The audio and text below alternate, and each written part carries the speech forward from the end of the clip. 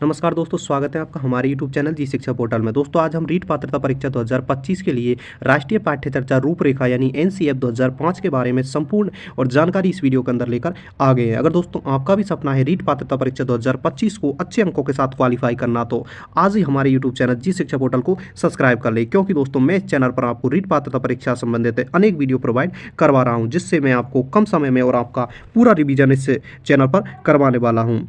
तो आज ही आप हमारे YouTube चैनल जी शिक्षा पोर्टल को सब्सक्राइब कर लें और वीडियो को लाइक कर लें। दोस्तों अगर हम एनसीएफ 2005 की बात करें तो इस वीडियो के अंदर हमें जितने भी इसके इंपॉर्टेंट जो फैक्ट बनते हैं और जितने भी इससे संबंधित एमसीक्यू बनते हैं वो इस वीडियो के अंदर देखने वाले हैं। दोस्तों इस और एनसीएफ 2005 से आपकी रीट प्री एग्जाम के अंदर और 3 से 4 क्वेश्चन पूछे जाने हैं, जो कि इस वीडियो से पूरी तरह से कवर हो जाएंगे। तो वीडियो आपको अंत तक ज़रूर देखना है। तो चलिए वीडियो शुरू करते हैं। दोस्तों अगर सबसे पहले हम एनसीएफ 2005 की बात करें तो इसका जो सुझाव है सबसे पहले 1993 के अंदर और यशपाल शर्मा की अध्यक्षता में एक कमेटी का गठन किया गया था, जिसने और लर्निंग विदाउट बर्डन का सुझाव दिया था, यानी कि शिक्षा बिना बोझ के। दोस्तों इसी और कमेटी की सिफारिश पर और यशपाल शर्मा की अध्यक्षता में और एनसीएफ और 2005 का और निर्माण किया जाता है, जिसमें दोस्तों यह प्रमुख सुझाव रखा जाता है कि किस प्रकार से और बच्चों पर जो शिक्षा का बर्डन आता है, जो बोझ आता है, उसे किस प्रकार से कम किया जाए। दोस्तों इसके लिए और जो इससे संपूर्ण एनसीएफ की जो जिम्मेदारी दी जाती है वो दोस्तों दी जाती है एनसीईआरटी।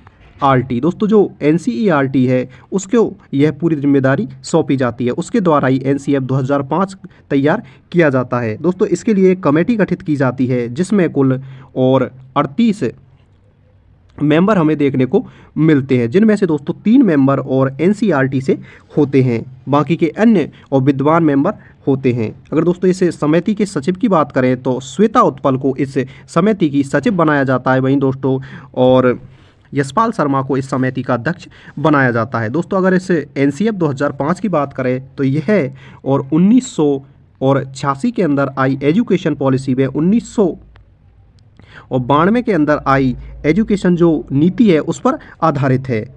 तो दोस्तों यह तो इससे जो एनसीएफ 2005 है उसकी ऐतिहासिक पृष्ठभूमि हो गई है। अब आगे वीडियो में हम दोस्तों इसके जितने भी महत्वपूर्ण पॉइंट बनते हैं उन सभी को इस वीडियो के अंदर डिस्कस करने वाले हैं। तो आपको वीडियो पूरा अंत तक ज़रूर देखना है। मैं आपको विश्वास दिलाता हूं कि जितने भी आपकी रीट प्री एग्जाम के अंदर इस क्वेश्चन बनने वाले हैं एनसीएफ 2005 से, वो सारे इस वीडियो के अंदर मैं कवर करवा दूंगा। तो आप बेफिक्र होकर और पूरा वीडियो अंत तक ज़रूर देखिए। तो चलिए बढ़ते हैं पहले प्रश्न की ओर। दोस्तों आज का जो हमारा पहला प्रश्न है वो है राष्ट्रीय पाठ्य चर्चा रूपरेखा यानी एनसीएफ 2005 किसके द्वारा विकसित की गई थी। तो दोस्तों इसका जो राइट आंसर होने वाला है वो होने वाला है विकल्प बी यानी एनसीईआरटी। दोस्तों जो एनसीएफ 2005 है इसको और बनाने की जो जिम्मेदारी है वो एनसीईआरटी को दी गई थी, तो विकल्प बी इसका राइट आंसर हो जाएगा। और दोस्तों हम एनसीईआरटी की बात करें तो इसकी स्थापना और 1961 के अंदर हमें देखने को मिलती है, वहीं इसका जो हेडक्वार्टर है वो दोस्तों हमें न्यू दिल्ली के अंदर देखने को मिलता है, तो विकल्प बी इसका राइट आंसर हो जाएगा। दोस्तों एनसीएफ 2005 के अंदर और एनसीईआरटी से 3 सदस्यों को लिया गया था। तो चलिए बढ़ते हैं अगले प्रश्न की ओर। दोस्तों जो आज का हमारा अगला प्रश्न है वो है एनसीएफ 2005 का मुख्य उद्देश्य क्या था। दोस्तों इसका जो राइट आंसर होने वाला है दोस्तों वो होने वाला है विकल्प सी, यानी कि दोस्तों एनसीएफ और 2005 के अंदर और जो प्रमुख इसका जो उद्देश्य था वो था बाल केंद्रित शिक्षा को बढ़ावा देना। दोस्तों इसमें स्पष्ट रूप से प्रावधान किया गया था कि जो एजुकेशन है वो बाल केंद्रित होनी चाहिए, ना कि शिक्षक केंद्रित, यानी कि बालक कोई और सर्वे सर्वा माना जाना चाहिए और उसी के अकॉर्डिंग जितना भी आपका जो पाठ्यक्रम है उसका निर्धारण करना चाहिए और उसकी रुचि के हिसाब से ही, और जितनी भी स्कूल का वातावरण है और जितना भी मैनेजमेंट का कार्य है वो बालक के और अनुसार उसकी सुविधा के अनुसार ही किया जाना चाहिए। तो बालक को केंद्रित मानते हुए और शिक्षा को बढ़ावा देना चाहिए, तो विकल्प सी इसका राइट आंसर हो जाएगा। तो चलिए बढ़ते हैं अगले प्रश्न की ओर। दोस्तों जो आज का हमारा अगला प्रश्न है वो है एनसीएफ 2005 के अनुसार शिक्षण में प्राथमिकता किसे दी जानी चाहिए। तो दोस्तों इसका जो राइट आंसर होने वाला है वो होने वाला है विकल्प सी, बाल केंद्रित शिक्षण को। दोस्तों एनसीएफ 2005 के अनुसार बाल केंद्रित शिक्षक को और बढ़ावा दिया जाना चाहिए और प्राथमिकता भी दी जानी चाहिए। तो विकल्प सी इसका राइट आंसर हो जाएगा। तो चलिए बढ़ते हैं अगले प्रश्न की ओर। दोस्तों जो आज का हमारा अगला प्रश्न है वो है एनसीएफ 2005 में कितने प्रमुख घटक हैं। यानी कि दोस्तों जो एनसीएफ है यानी नेशनल एजुकेशन फ्रेमवर्क 2005 है, उसके कितने घटक हैं वो इस प्रश्न के अंदर हमें बताने हैं। तो दोस्तों इसका जो राइट आंसर होने वाला है दोस्तों वो होने वाला है विकल्प बी, 5। दोस्तों एनसीएफ 2005 के और 5 घटक है जिनमें प्रमुख रूप से और परिप्रेक्ष्य और विद्यालय का वातावरण और जो प्रणाली है, पाठ्य चर्चा है आदि घटकों को इस और क्षेत्र के अंदर शामिल किया गया है। तो जो एनसीएफ 2005 है उसके अंदर और कुल 5 घटक हैं। तो चलिए बढ़ते हैं अगले प्रश्न की ओर। दोस्तों जो आज का हमारा अगला प्रश्न है वो है एनसीएफ 2005 में प्राथमिक शिक्षा के लिए किस भाषा नीति की सिफारिश की गई है। तो दोस्तों इसका जो राइट आंसर होने वाला है दोस्तों वो होने वाला है विकल्प बी, त्रिभाषा सूत्र। दोस्तों एनसीएफ और 2005 की और सबसे इंपॉर्टेंट चीज़ की बात करें तो वो है दोस्तों इसका जो त्रिभाषा सूत्र, जो कि इस एनसीएफ 2005 के अंदर इंट्रोड्यूस किया गया था, वो इसका सबसे महत्वपूर्ण पॉइंट हो जाता है। दोस्तों इसमें और त्रिभाषा सूत्र दिया गया था जिसमें जो फर्स्ट लैंग्वेज होगी वो बच्चे की और मातृभाषा जिसे हम स्थानीय भाषा भी कह सकते हैं उसको इसके अंदर शामिल किया गया था, जो कि प्राइमरी लेवल तक उसको पढ़ाई जाएगी। वहीं दोस्तों जो द्वितीय भाषा होगी जो कि उसके माध्यमिक लेवल तक जिसमें शिक्षा दी जाएगी उसके अंदर, और राष्ट्रीय भाषा जो हमारी हिंदी है उसको शामिल किया गया था। वहीं अगर दोस्तों हम तृतीय भाषा की बात करें जो कि अपर एजुकेशन के लिए जिसे मान्यता दी गई थी, उसके अंदर दोस्तों अंग्रेजी भाषा को शामिल किया गया था। अगर दोस्तों हम प्राथमिक भाषाओं की बात करें तो जो गुजराती है और पंजाबी है उसका उल्लेख है और एनसीएफ 2005 के अंदर किया गया था। आई होप कि मेरे द्वारा बताए गए पॉइंट आपको समझ में आ रहे होंगे। तो चलिए बढ़ते हैं अगले प्रश्न की ओर। दोस्तों जो आज का हमारा अगला प्रश्न है वो है एनसीएफ 2005 के अनुसार मूल्यांकन कैसा होना चाहिए। तो दोस्तों इसका जो राइट आंसर होने वाला है वो होने वाला है विकल्प बी, सतत एवं व्यापक मूल्यांकन। दोस्तों जो एनसीएफ 2005 है उसके अंदर और सबसे ज़्यादा जो बल दिया गया था वो दिया गया था सतत एवं व्यापक मूल्यांकन, यानी कि दोस्तों कंटिन्यूअस, कॉम्प्रिहेंसिव और इवेल्युएशन। दोस्तों इस पर और सबसे ज़्यादा बल दिया गया था। इसके अंदर दोस्तों यह प्रावधान किया गया था कि बच्चों को और कक्षा 8 तक और फेल भी नहीं किया जा सकता। वहीं दोस्तों उसका और जो शैक्षणिक योग्यता के साथ उनका जो शारीरिक और मानसिक विकास पूर्ण तरह से हो, इस पर और ध्यान केंद्रित किया जाना चाहिए और इसी के अनुसार उनका जो मूल्यांकन है वो किया जाना चाहिए। तो विकल्प बी इसका राइट आंसर हो जाएगा। तो चलिए बढ़ते हैं अगले प्रश्न की ओर। दोस्तों जो आज का हमारा अगला प्रश्न है वो है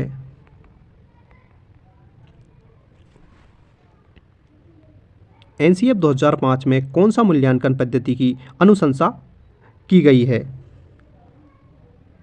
तो दोस्तों इसका जो राइट आंसर होने वाला है दोस्तों वो होने वाला है विकल्प ए, योग्यता आधारित मूल्यांकन। दोस्तों एनसीएफ 2005 के अंदर योग्यता आधारित मूल्यांकन की बात कही गई है। तो विकल्प ए इसका राइट आंसर हो जाएगा। तो चलिए बढ़ते हैं अगले प्रश्न की ओर। दोस्तों जो आज का हमारा अगला प्रश्न है वो है राष्ट्रीय पाठ्य चर्चा रूपरेखा 2005 का प्रमुख उद्देश्य क्या है।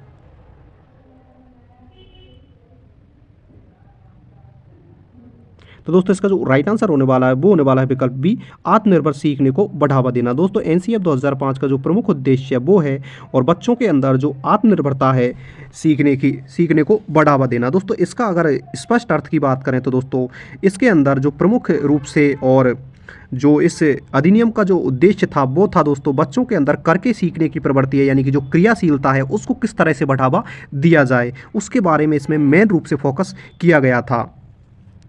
तो विकल्प बी इसका राइट आंसर हो जाएगा। दोस्तों इसकी अधिनियम के अंदर बताया गया था कि जो इसके जो प्रमुख लक्ष्य थे वो थे दोस्तों और अज्ञान से ज्ञान की ओर किस तरह से जाया जाए और मूर्त से अमूर्त की ओर कैसे जाया जाए, इस चीज़ के बारे में भी इस अधिनियम के जो कैरिकुलम जो फ्रेमवर्क आया था उसके अंदर और प्रमुख रूप से और फोकस किया गया था। तो चलिए बढ़ते हैं अगले प्रश्न की ओर। अगर दोस्तों आपको वीडियो पसंद आ रहा है तो प्लीज़ कमेंट करके हमें ज़रूर बताएं और वीडियो को लाइक करें और हमारे यूट्यूब चैनल जी शिक्षा पोर्टल को ज़रूर सब्सक्राइब करें।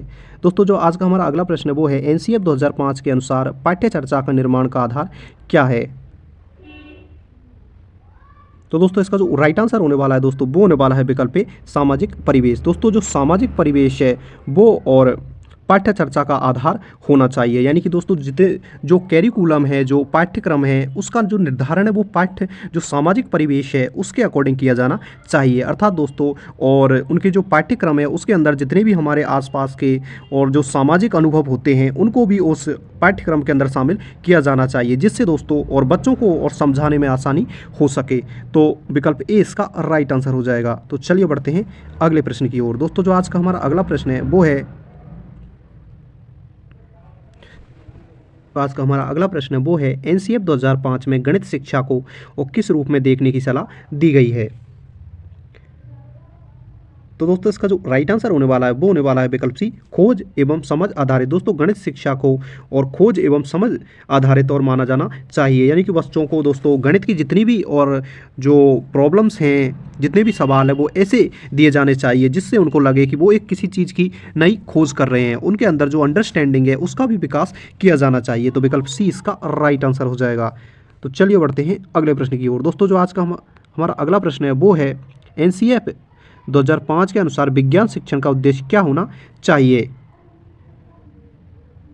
तो दोस्तों इसका जो राइट आंसर होने वाला है दोस्तों वो होने वाला है विकल्प ए, प्रायोगिक आधारित सीखना। दोस्तों एनसीएफ 2005 के अंदर और यह स्पष्ट रूप से बताया गया है कि विज्ञान के अंदर और ज़्यादातर थ्योरी ने पढ़ाकर बच्चों को प्रैक्टिकल नॉलेज पर ज़्यादा फोकस किया जाना चाहिए। यानी कि विज्ञान के छोटे छोटे जो प्रयोग हैं उनको और बच्चों को और अच्छे से समझाना जाना चाहिए। तो विकल्प ए इसका राइट आंसर हो जाएगा। तो चलिए बढ़ते हैं अगले प्रश्न की ओर। दोस्तों जो आज का हमारा अगला प्रश्न है वो है भाषा शिक्षण को एनसीएफ 2005 में किस पर बल देता है। तो दोस्तों इसका जो राइट आंसर होने वाला है दोस्तों वो होने वाला है विकल्प बी, भाषा के व्यवहारिक उपयोग पर। दोस्तों एनसीएफ 2005 जो 5 है उसके अंदर और भाषा के व्यवहारिक उपयोग पर बल दिया गया है। तो विकल्प बी इसका राइट आंसर हो जाएगा। तो चलिए बढ़ते हैं अगले प्रश्न की ओर। दोस्तों जो आज का हमारा अगला प्रश्न है वो है बच्चों के समग्र विकास के लिए एनसीएफ 2005 क्या प्रस्तावित करता है। तो दोस्तों इसका जो राइट आंसर होने वाला है दोस्तों वो होने वाला है विकल्प बी, खेल, कला और सह शैक्षणिक गतिविधियां। दोस्तों एनसीएफ 2005 के अंदर यह प्रावधान किया गया है कि बच्चों को और जो दोस्तों उनका जो एजुकेशनल डेवलपमेंट है उसके साथ साथ उनकी जो भी और खेल संबंधित और जो आर्ट है यानी कि कला संबंधित जितनी भी गतिविधियां हैं उनकी रुचि के अनुसार वो भी करवाई जानी चाहिए। तो विकल्प बी इसका राइट आंसर हो जाएगा। तो चलिए बढ़ते हैं अगले प्रश्न की ओर। दोस्तों जो आज का हमारा अगला प्रश्न है वो है सतत एवं व्यापक मूल्यांकन यानी कि कंटिन्यूअस कॉम्प्रिहेंशन इवैल्यूएशन का जो प्रमुख उद्देश्य है वो क्या है, वो हमें दोस्तों बताना है।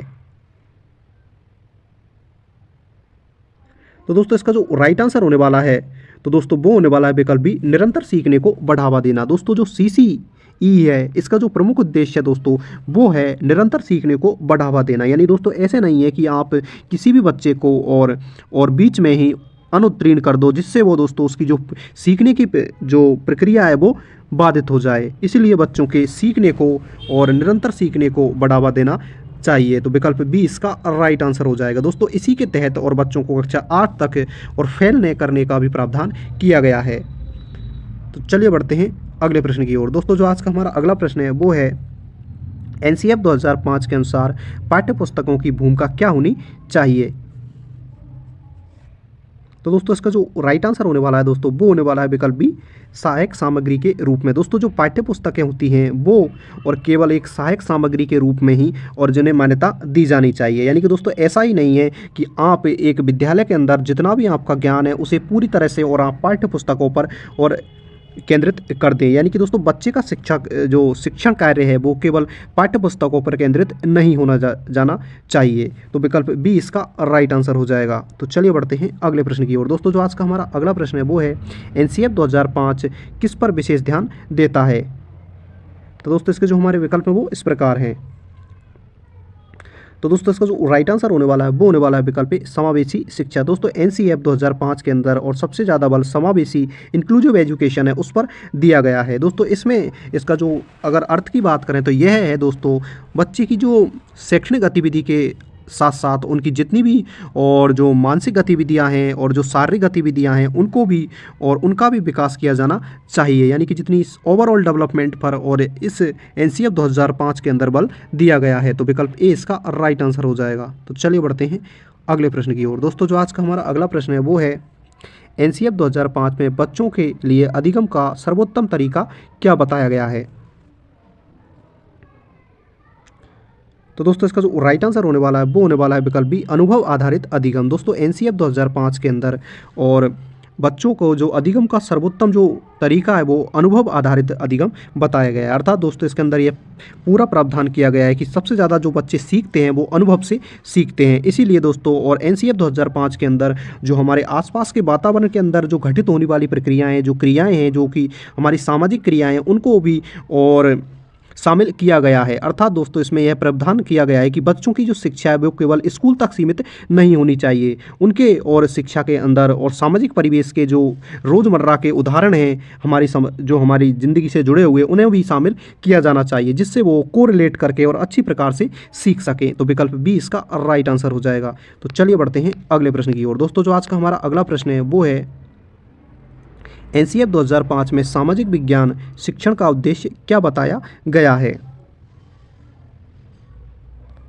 तो दोस्तों इसका जो राइट आंसर होने वाला है वो होने वाला है विकल्प बी, सामाजिक जागरूकता एवं आलोचनात्मक चिंतन। दोस्तों एनसीएफ 2005 के अंदर और सामाजिक विज्ञान पढ़ने का जो प्रमुख उद्देश्य है वो है सामाजिक जागरूकता, यानी कि समाज के बारे में और जो बच्चे हैं उनके अंदर जागरूकता लाई जा सके और वो आलोचनात्मक जो क्रिटिकल थिंकिंग है उसका भी विकास और बच्चों के अंदर किया जा सके।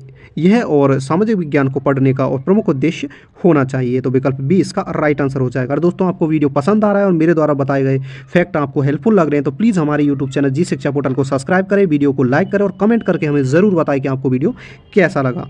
तो चलिए बढ़ते हैं अगले प्रश्न की ओर। दोस्तों जो आज का हमारा अगला प्रश्न है वो है एनसीएफ 2005 के अनुसार प्राथमिक शिक्षा किस माध्यम में होनी चाहिए? तो दोस्तों इसका जो राइट आंसर होने वाला है दोस्तों वो होने वाला है विकल्प बी, मातृभाषा में। दोस्तों जो प्राथमिक शिक्षा है बच्चे की, यानी कि जो कक्षा 5 तक की शिक्षा है उसे मातृभाषा के अंदर दिया जाना चाहिए। तो विकल्प बी इसका राइट आंसर हो जाएगा। तो चलिए बढ़ते हैं अगले प्रश्न की ओर। दोस्तों जो आज का हमारा अगला प्रश्न है वो है कौन सा तत्व एनसीएफ 2005 में बच्चों के लिए सबसे महत्वपूर्ण माना गया है? तो दोस्तों इसका जो राइट आंसर होने वाला है दोस्तों वो होने वाला है विकल्प सी, बाल केंद्रित अधिगम। दोस्तों एनसीएफ 2005 के अंदर बाल केंद्रित अधिगम पर सर्वाधिक और जो बल दिया गया है, यानी कि दोस्तों बच्चे कोई और इस अधिगम के अंदर सबसे महत्वपूर्ण और चीज़ माना जाना चाहिए, उसके ही आधार पर जितना भी पाठ्यक्रम का निर्धारण है वो किया जाना चाहिए। तो विकल्प सी इसका राइट आंसर हो जाएगा। तो चलिए बढ़ते हैं अगले प्रश्न की ओर। दोस्तों जो आज का हमारा अगला प्रश्न है वो है कौन सा सिद्धांत एनसीएफ 2005 का मूलभूत आधार है? तो दोस्तों इसका जो राइट आंसर होने वाला है दोस्तों वो होने वाला है विकल्प ए, समावेशी शिक्षा। दोस्तों समावेशी यानी इंक्लूसिव जो एजुकेशन है वो और एनसीएफ 2005 का और मूलभूत आधार है। तो चलिए बढ़ते हैं अगले प्रश्न की ओर। दोस्तों जो आज का हमारा अगला प्रश्न है वो है शिक्षकों की भूमिका एनसीएफ 2005 के अनुसार क्या होनी चाहिए? तो दोस्तों इसके जो हमारे विकल्प हैं वो इस प्रकार है। तो दोस्तों इसका जो राइट आंसर होने वाला है वो होने वाला है विकल्प बी, मार्गदर्शक एवं सहायक। दोस्तों एक शिक्षक की भूमिका और किसी भी बच्चे के अधिगम की प्रक्रिया में एक मार्गदर्शक एवं एक सहायक की होनी चाहिए। तो विकल्प बी इसका राइट आंसर हो जाएगा। तो चलिए बढ़ते हैं अगले प्रश्न की ओर। दोस्तों जो आज का हमारा अगला प्रश्न है वो है एनसीएफ 2005 के अनुसार कौन सा विषय सभी स्तरों पर पढ़ाया जाना चाहिए? तो दोस्तों इसका जो राइट आंसर होने वाला है वो होने वाला है विकल्प डी, उपयुक्त सभी। दोस्तों और एनसीएफ 2005 के अंदर यह प्रावधान किया गया है कि जो आपका गणित विषय हो या नैतिक शिक्षा हो या खेल संबंधित जितनी भी जानकारी है वो बच्चे को, और ऐसे नहीं है कि एक स्टेज तक नहीं दी जाए, बाकी यह शुरू से ही और बच्चे की शिक्षा के जो उसका पाठ्यक्रम है उसके अंदर ये चीज़ें शामिल की जानी चाहिए। तो विकल्प डी इसका राइट आंसर हो जाएगा। चलिए बढ़ते हैं अगले प्रश्न की ओर। दोस्तों जो आज का हमारा अगला प्रश्न है वो है एनसीएफ 2005 में कौन से शिक्षण सहायक साधनों को बढ़ावा दिया जा गया है? तो दोस्तों इसका जो राइट आंसर होने वाला है वो होने वाला है विकल्प बी, डिजिटल तकनीक, खेल एवं गतिविधियां। दोस्तों एनसीएफ 2005 के अंदर डिजिटल तकनीक संबंधित जितनी भी हैं खेल गतिविधियां हैं उन सभी को और बढ़ावा देने के लिए बताया गया है। तो विकल्प बी इसका राइट आंसर हो जाएगा। तो चलिए बढ़ते हैं अगले प्रश्न की ओर। दोस्तों जो आज का हमारा अगला प्रश्न है वो है एनसीएफ 2005 के अनुसार पाठ्यक्रम को किस प्रकार तैयार किया जाना चाहिए? तो दोस्तों इसका जो राइट आंसर होने वाला है वो होने वाला है विकल्प ए, बच्चों की जिज्ञासा और रुचि के अनुसार। दोस्तों बच्चों की जिज्ञासा और रुचि के अनुसार और जो कैरिकुलम है, जो पाठ्यक्रम है, उसका निर्धारण किया जाना चाहिए। यानी कि पाठ्यक्रम के अंदर यह चीज़ ध्यान रखनी चाहिए कि बच्चों की और रुचि किस चीज़ के अंदर है। तो विकल्प ए इसका राइट आंसर हो जाएगा। तो चलिए बढ़ते हैं अगले प्रश्न की ओर। दोस्तों जो आज का हमारा अगला प्रश्न है वो है एनसीएफ 2005 के अनुसार शिक्षण अधिगम प्रक्रिया में किसे प्राथमिकता दी जानी चाहिए। तो दोस्तों इसका जो राइट आंसर होने वाला है वो होने वाला है विकल्प ए, प्रयोग और खोज आधारित अधिगम को। दोस्तों एनसीएफ 2005 के अनुसार प्रयोग एवं खोज आधारित अधिगम को और सबसे ज़्यादा प्राथमिकता दी जानी चाहिए। तो विकल्प ए इसका राइट आंसर हो जाएगा। चलिए बढ़ते हैं अगले प्रश्न की ओर। दोस्तों जो आज का हमारा अगला प्रश्न वो है एनसीएफ 2005 के अनुसार मूल्यांकन का उद्देश्य क्या होना चाहिए। तो दोस्तों इसका जो राइट आंसर होने वाला है दोस्तों वो होने वाला है विकल्प बी, बच्चों के समग्र विकास को मापना। दोस्तों एनसीएफ 2005 के अनुसार जो मूल्यांकन है, जो इवैल्यूएशन है, इसका जो प्रमुख उद्देश्य होना चाहिए दोस्तों वो होना चाहिए बच्चों के समग्र विकास को मापना। दोस्तों इसी के लिए और जो CCE मूल्यांकन यानी कि दोस्तों कंटिन्यूअस कॉम्प्रिहेंशन इवैल्यूएशन की शुरुआत की गई है। तो विकल्प बी इसका राइट आंसर हो जाएगा। तो चलिए बढ़ते हैं अगले प्रश्न की ओर। दोस्तों जो आज का हमारा अगला प्रश्न है वो है एनसीएफ 2005 के अनुसार शिक्षकों के लिए सबसे महत्वपूर्ण गुण क्या होना चाहिए। तो दोस्तों इसका जो राइट आंसर होने वाला है वो होने वाला है विकल्प बी, बच्चों के साथ संवाद एवं समझदारी। तो विकल्प बी इसका राइट आंसर हो जाएगा। यानी कि दोस्तों एक शिक्षक को बच्चों के साथ और संवाद करना चाहिए, बातचीत करनी चाहिए और उसके अंदर जो फंडामेंटल अंडरस्टैंडिंग है दोस्तों, जो मूलभूत समझदारी है वो भी एक शिक्षक के अंदर होनी चाहिए। तो चलिए बढ़ते हैं अगले प्रश्न की ओर। दोस्तों जो आज का हमारा अगला प्रश्न है वो है एनसीएफ 2005 में कौन सा दृष्टिकोण अपनाने की सिफारिश की गई है। तो दोस्तों इसका जो राइट आंसर होने वाला है वो होने वाला है विकल्प ए, समग्र दृष्टिकोण। दोस्तों एक इंक्लूसिव और दोस्तों जो विजन है वो उसकी बात और एनसीएफ 2005 के अंदर की गई है। तो चलिए बढ़ते हैं अगले प्रश्न की ओर। दोस्तों जो आज का हमारा अगला प्रश्न है वो है एनसीएफ 2005 के अनुसार खेल कूद एवं सह गतिविधियों को क्यों महत्वपूर्ण है। तो दोस्तों इसका जो राइट आंसर है वो आपको और कमेंट बॉक्स में ज़रूर बताना है। आई होप कि आपको मेरे द्वारा बताए गए क्वेश्चन और हेल्पफुल लगे होंगे। दोस्तों अगर आपका भी सपना है रीट को अच्छे अंकों के साथ पास करना तो आज ही हमारे यूट्यूब चैनल जी शिक्षा पोर्टल को सब्सक्राइब कर ले, क्योंकि रीट प्री एग्जाम से पहले मैं आपको अति महत्वपूर्ण और क्वेश्चन और वीडियोज़ इस चैनल पर प्रोवाइड करवाने वाला हूँ। अगर आपको वीडियो अच्छा लगा हो तो वीडियो को लाइक करें, कमेंट करें और अपने दोस्तों के साथ शेयर करें। Thanks for watching.